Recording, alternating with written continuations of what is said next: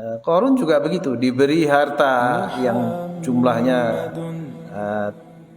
tak terhitung, ya, sampai kunci-kuncinya saja tidak kuat diangkat oleh beberapa orang. Tapi kemudian diingatkan oleh Rasul-Rasul Allah Subhanahu Wa Taala, tapi fastakbaru, mereka tetap bersikap takabur, bahkan merasa tidak butuh. Nah, merasa tidak butuh ini lawan dari faqah. Kalau Rasulullah SAW saja itu mengisi waktu-waktunya dengan kesadaran seperti itu, maka bagaimana seharusnya dengan kita ini? Seharusnya kita lebih banyak menyadarkan diri kita akan kelemahan-kelemahan itu. Bismillahirrahmanirrahim. Alhamdulillahi rabbil alamin. Wabihi nasta'in, wassalatu wassalamu ala ashrafil anbiya wal mursalin, Sayyidina wa maulana Muhammadin wa ala alihi wa sahbihi ajma'in. Amma ba'du. Allahumma salli wa sallim ala Sayyidina Muhammadin miftahi babi rahmatillah, adada ma fi ilmillah, salatan wa salaman daimaini bidawami mulkillah, wa ala alihi wa sahbihi. Assalamualaikum warahmatullahi wabarakatuh. Malam ini kita melanjutkan hikmah yang ke-97 yang merupakan kelanjutan atau kesimpulan bahkan dari hikmah yang lalu, yang ke-96. Hikmah yang lalu seperti tadi disebutkan itu berbicara mengenai kefakiran yang merupakan sifat asli manusia, merupakan sifat bawaan manusia, kefakiran dan kelemahan. Sementara kemudian apa-apa yang diberikan oleh Allah Subhanahu wa taala yang menyusul setelah itu berupa kekuatan, pengetahuan, kesehatan, kekuasaan dan lain-lain yang merupakan awarid, merupakan sifat-sifat yang dilekatkan kemudian oleh Allah Subhanahu wa taala pada dirinya, itu justru akan menutupi kesadaran kita akan kelemahan kita, akan kefakiran kita kepada Allah Subhanahu wa taala. Dan waktu itu disebutkan juga kefakiran yang asli yang melekat pada diri manusia itu tidak akan bisa dihilangkan oleh faktor-faktor luar yang disebut awarid itu. Tepatnya hikmah ke-96 itu mengatakan faqatuka laka dzatiyah. Jadi kefakiranmu, kefakiran total pada dirimu itu merupakan watak bawaan, ya. Watak bawaan, karakter asli dari manusia. Wa wurudul asbab mudzakkiratun laka bima khafiya 'alaika minha. Sedangkan adanya sebab-sebab, ya. Jadi yang sebab-sebab yang diberikan oleh Allah Subhanahu wa taala itu adalah sebagai pengingat bagimu akan apa-apa yang tersembunyi dalam sifat aslimu itu. Kemudian wal faqatud dzatiyah, dan kefakiran total diri manusia itu la tarfa'uhal awarid, tidak bisa dihilangkan dengan adanya faktor-faktor duniawi yang dia dapatkan setelah itu. Nah, pada hikmah yang ke-97, Syekh Ibn Athaillah As-Sakandari mengatakan khairu awqatika waqtun tashhadu fihi wujuda faqatik. Sebaik-baik waktumu adalah saat di mana engkau menyadari akan kebutuhanmu kepada Allah Subhanahu wa taala, kebutuhan total, ya. Faqah itu kan kita minggu lalu kita jelaskan lebih dari sekedar kefakiran. Faqah itu adalah kefakiran total. Jadi kita tidak punya apa-apa. Ya nggak punya kesehatan, nggak punya kekayaan, nggak punya kemampuan, nggak punya apapun, nggak punya ilmu, pengetahuan, semuanya bergantung kepada Allah Subhanahu Wa Taala. Maka kefakiran total itu disebut sebagai faqah. Nah, sebaik-baik waktu kita adalah saat kita mengingat atau menyadari akan faqah, sifat faqah kita itu di hadapan Allah Subhanahu wa taala. Itu waktu kita terbaik. Kemudian wa turaddu fihi ila wujudi dzatik. Sehingga kita pun atau engkau pun kembali mengakui akan kerendahan ya, diri kita yang asli itu. Jadi setelah kita menyadari, kita kemudian kembali mengingat akan watak asli kita itu. Nah, kenapa kemudian sampai Syekh Ibn Athaillah mengikuti dengan hikmah berikutnya ini? Karena nah, sebelum itu kita coba kita rangkaikan antara hikmah ke-96 dan ke-97 ya. Idza alimta anna faqataka dzatiyah wa wurudul asbab mudzakkiratun laka bima khafiya 'alaika minha fal ta'lam idzan anna khaira awqatika waqtun tashhadu fihi wujuda faqatika wa turaddu fihi ila wujudi dhillatika. Nah, jadi ini kalau dirangkai, jika engkau sudah mengerti, sudah memahami bahwa kefakiran totalmu itu bersifat bawaan dzatiyah dan datangnya sebab-sebab itu sebagai pengingat akan apa-apa yang tersembunyi dari dirimu itu, maka ketahuilah.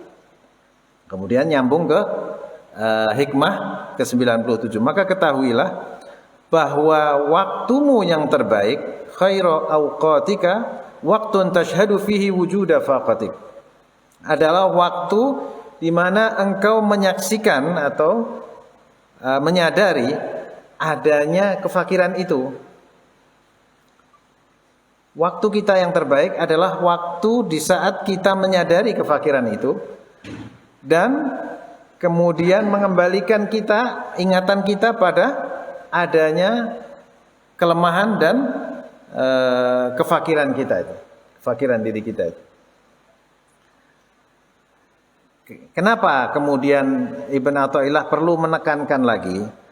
Nah, karena kata Syekh Al-Buti, merupakan musibah terbesar buat manusia. Kadang-kadang dia diberi cobaan oleh Allah Subhanahu wa taala, diberi bala, tapi bukan berupa musibah dalam bahasa Indonesia. Dicoba oleh Allah Subhanahu wa taala, diberi bala, bukan berupa malapetaka, bencana dan lain-lain, tapi justru dicoba dengan kemakmuran, dengan kekuatan, dengan kekuasaan, dengan kesehatan, ya, dengan pengetahuan yang bagus. Nah, apabila manusia ini dicoba oleh Allah Subhanahu wa taala, diuji oleh Allah Subhanahu wa taala dengan ujian yang seperti itu, maka dia cenderung tidak lolos dalam ujian itu. Dalam arti kemudian semua ujian yang kita sebut saja itu ujian positif ya. Sebetulnya ujian itu semua baik. Baik itu tapi ini kita anggap ujian positif kalau dia berupa kekuasaan, kesehatan, kemampuan, ilmu pengetahuan, sebagai lawan dari ujian negatif berupa kehilangan, malapetaka, kemiskinan, kefakiran, rasa sakit, ya. Itu kita anggap sebagai ujian negatif. Nah, ketika manusia diuji dengan ujian-ujian yang sifatnya positif seperti itu justru lebih mudah dia tergelincir karena semua itu akan menutupi matanya, mata batinnya dari melihat hakikat dirinya yang sesungguhnya, yaitu faqah bawaan tadi, kefakiran yang sifatnya dzatiyah tadi. Jadi dia akhirnya lupa dengan ujian-ujian yang sifatnya seperti itu. Karena itu diingatkan kembali oleh Ibnu Athaillah bahwa sebaik-baik waktu kita, hati-hati, sebaik-baik waktu kita adalah ketika kita mengingat kembali itu. Karena sedikit pun kita lupa, itu terus hakikat diri kita yang sesungguhnya, yang wa khuliqal insanu dha'ifa, bahwa sesungguhnya manusia itu diciptakan dalam keadaan lemah, ya. Itu lupa, kita lupa semuanya karena ujian-ujian itu. Betapa banyaknya contoh-contoh yang diberikan oleh Al-Quran mengenai orang-orang yang kemudian diuji oleh Allah Subhanahu wa Ta'ala dengan ujian-ujian yang sifatnya positif ini. Nah, yang paling jelas itu adalah ketika Allah Subhanahu wa Ta'ala memberikan kekuasaan kepada Fir'aun. Fir'aun memperoleh kekuasaan itu, dia dikenal sebagai orang yang sebelumnya tidak pernah sakit. Sebelumnya tidak pernah sakit, sampai akhirnya dia melakukan perbuatan-perbuatan yang seharusnya tidak pantas dilakukan seorang penguasa. Seharusnya dia memberikan kemakmuran tapi menindas masyarakat. Bahkan ketika tukang ramalnya mengatakan bahwa dia akan dijatuhkan oleh seseorang laki-laki, maka kemudian dia membunuh semua anak laki-laki dan membiarkan hidup anak yang perempuan yang lahir, ya. Tapi kemudian Allah Subhanahu wa Ta'ala menunjukkan kekuasaannya dengan memberikan cobaan kepada dia. Itu Fir'aun itu sudah, apakah Fir'aun itu kemudian tidak diingatkan oleh Allah Subhanahu wa Ta'ala? Diingatkan. Jadi ketika Nabi Musa alaihissalam sudah dewasa, Nabi Musa jadi bayi yang kemudian, bayi laki-laki, semua bayi laki-laki yang dibunuh itu, kemudian tiba-tiba hati Fir'aun ini luluh dengan keinginan istrinya untuk mengambil anak laki-laki yang ditemukan di aliran sungai itu. Kemudian oleh Allah Subhanahu wa Ta'ala dipertemukan hati ibu Nabi Musa ketika diperintahkan oleh Allah Subhanahu wa Ta'ala untuk menghanyutkan putranya ini, kemudian diluluhkan oleh Allah Subhanahu wa Ta'ala dengan si istri Fir'aun ini mencari ibu susuan untuk bayi itu, dan kemudian ditunjukkan oleh orang kepada ibunya sendiri. Jadi sehingga Nabi Musa akhirnya disusui oleh ibunya sendiri. Nah, setelah Nabi Musa ini kemudian hidup di istana, dididik oleh Siti Asiyah ini. Setelah besar, kemudian kan Nabi Musa ditunjuk oleh Allah Subhanahu wa Ta'ala, dipilih oleh Allah Subhanahu wa Ta'ala untuk menyampaikan peringatan kepada Fir'aun. Diangkat menjadi nabi dan kemudian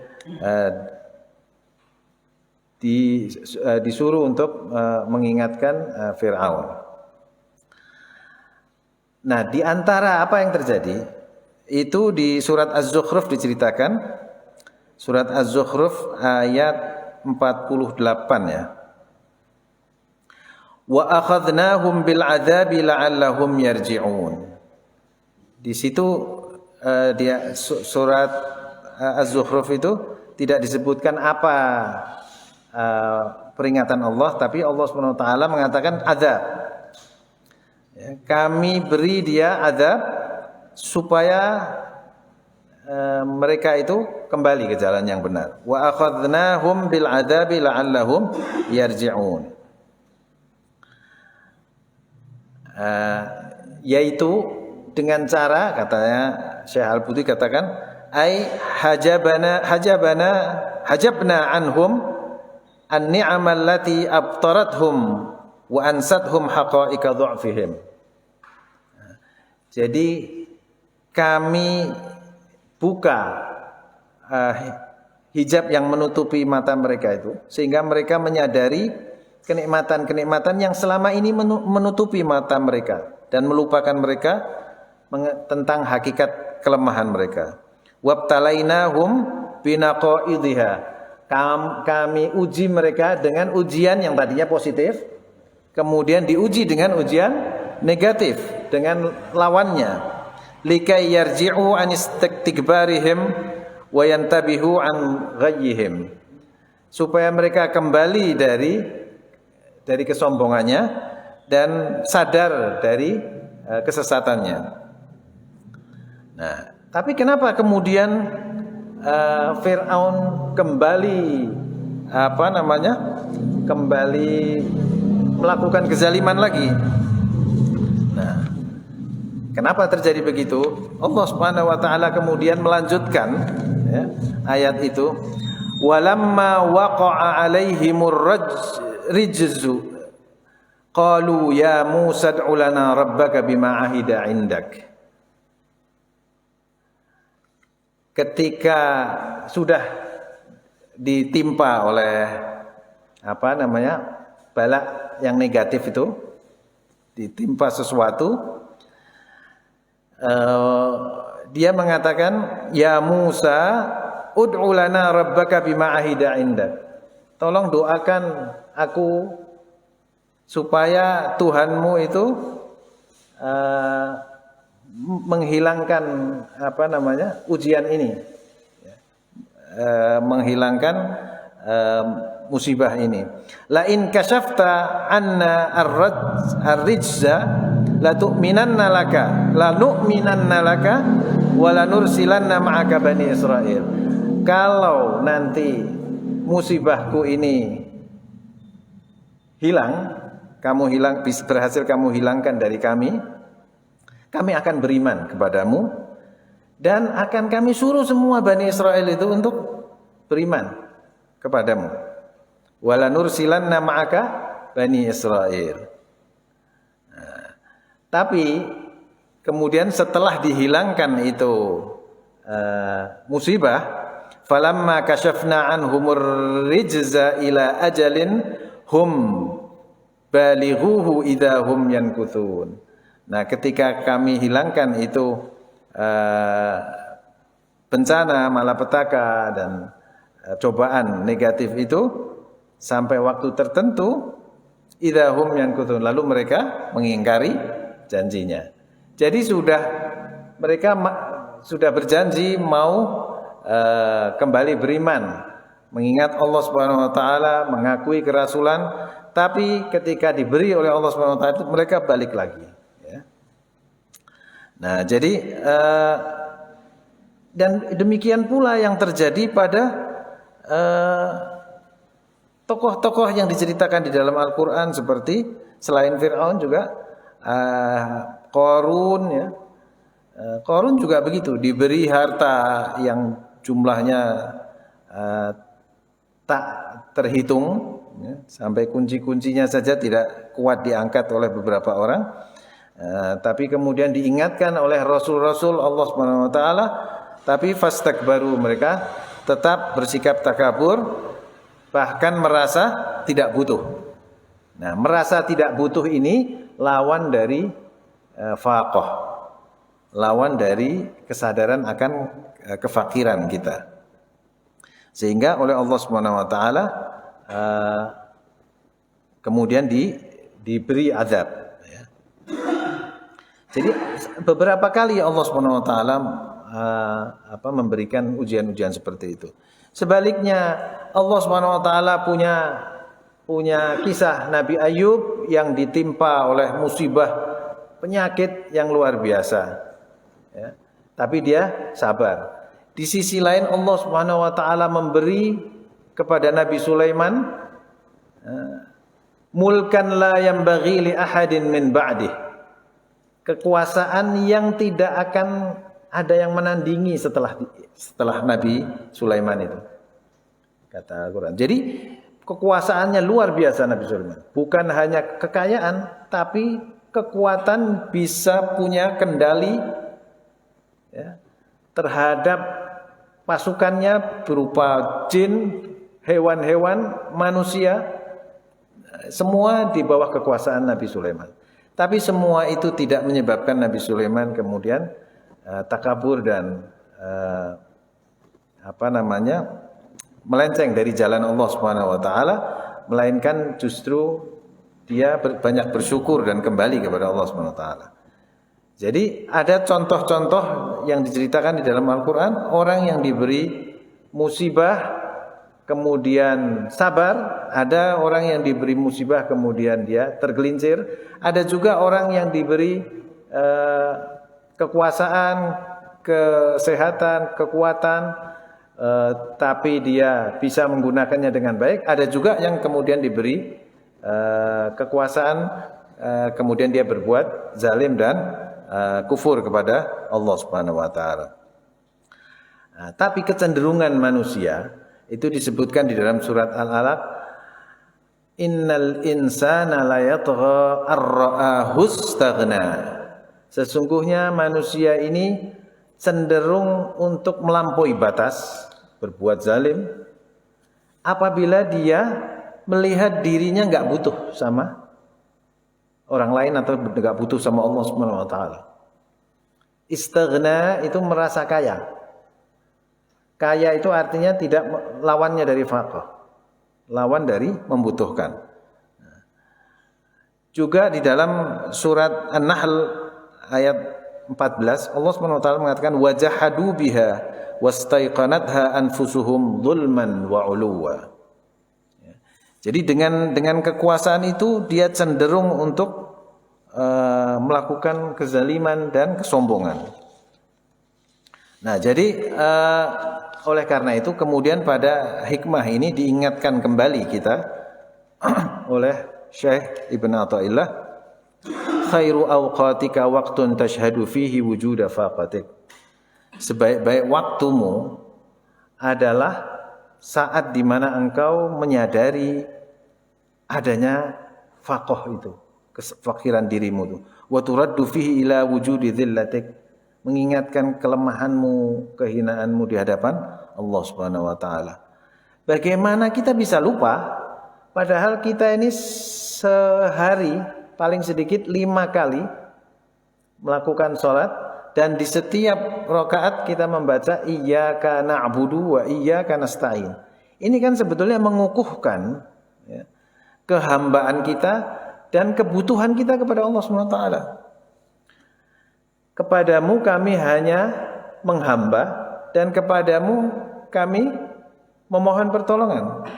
Hanya kepadamu kami memohon pertolongan. Nasta'in artinya tanpa aunillah ya, tanpa nasta'inu billah itu kita tidak bisa menjalankan semua aktivitas ini.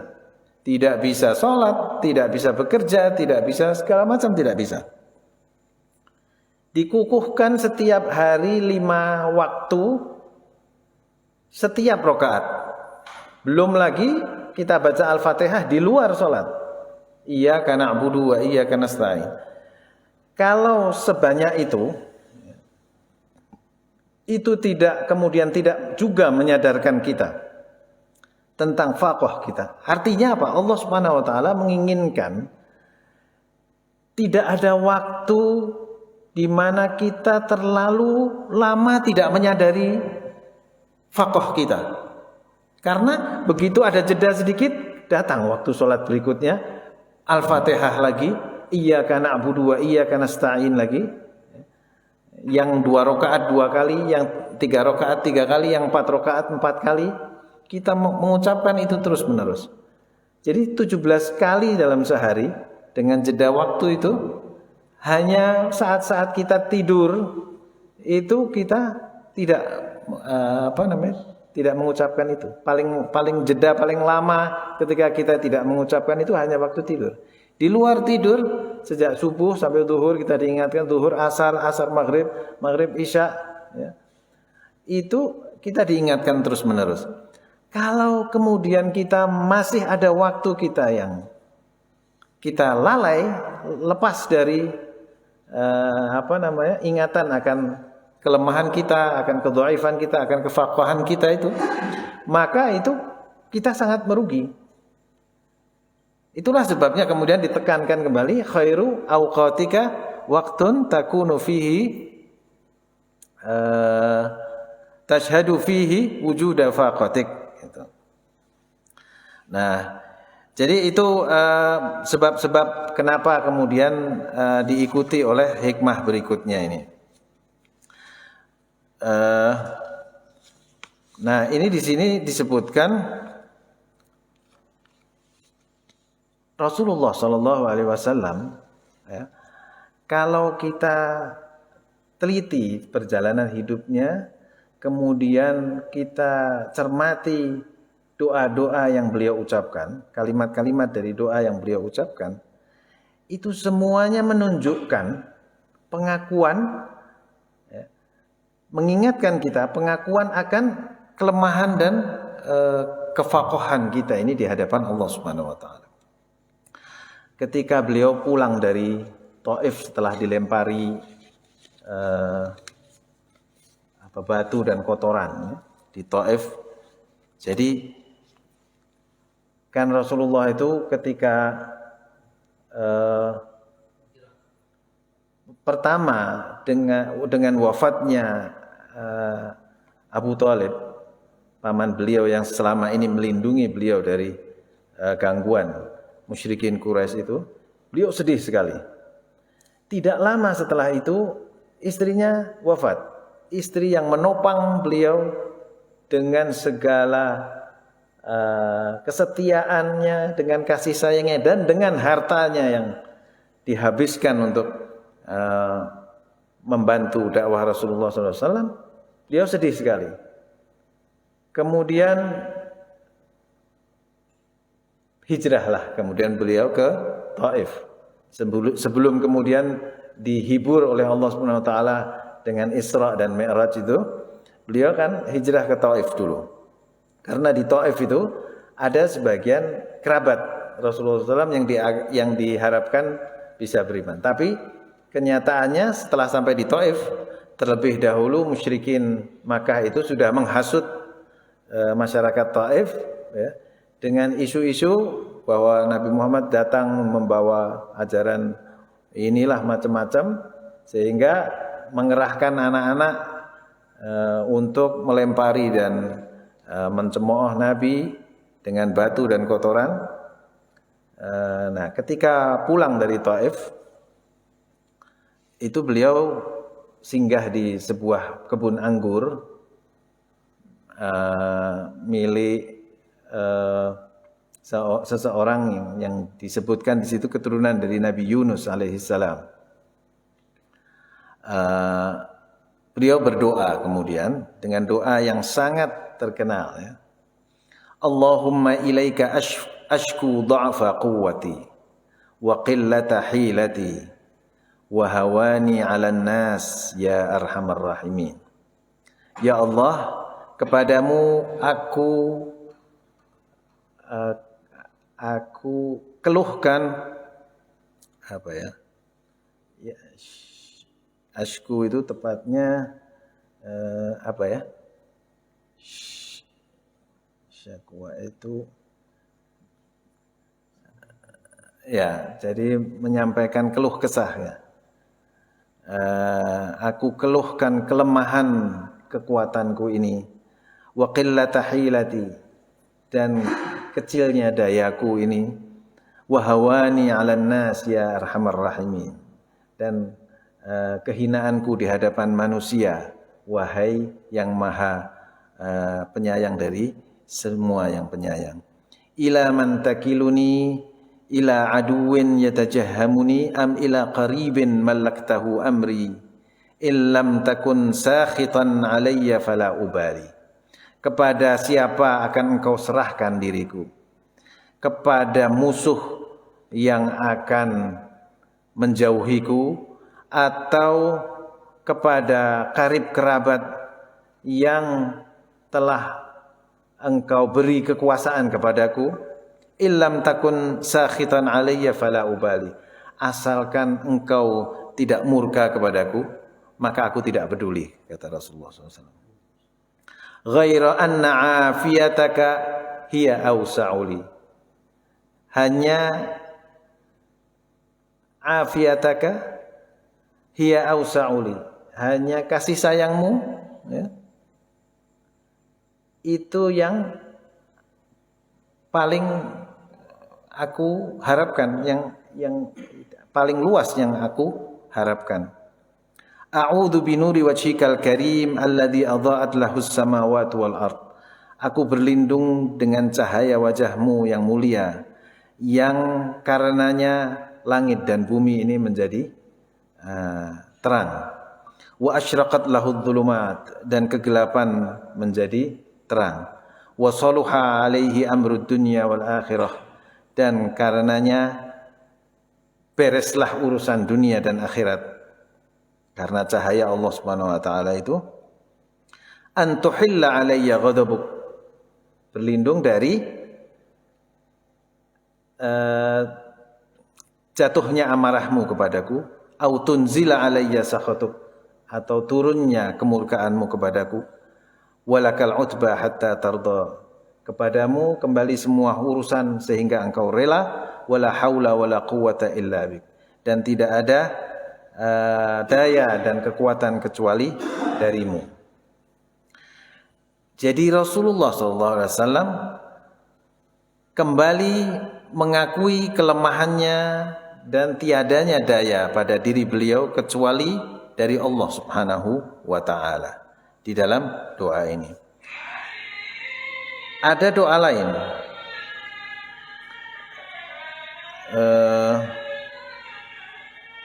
Allahumma innaka tasma'u kalami wa tara makani wa ta'lamu sirri wa alaniyati la yakhfa 'alaika syai'un min amri wa ana al-ba'isul faqir al-mustaghithul mustajir al-wajalul mushfiqul muqirrul mu'tarifu bidhanbih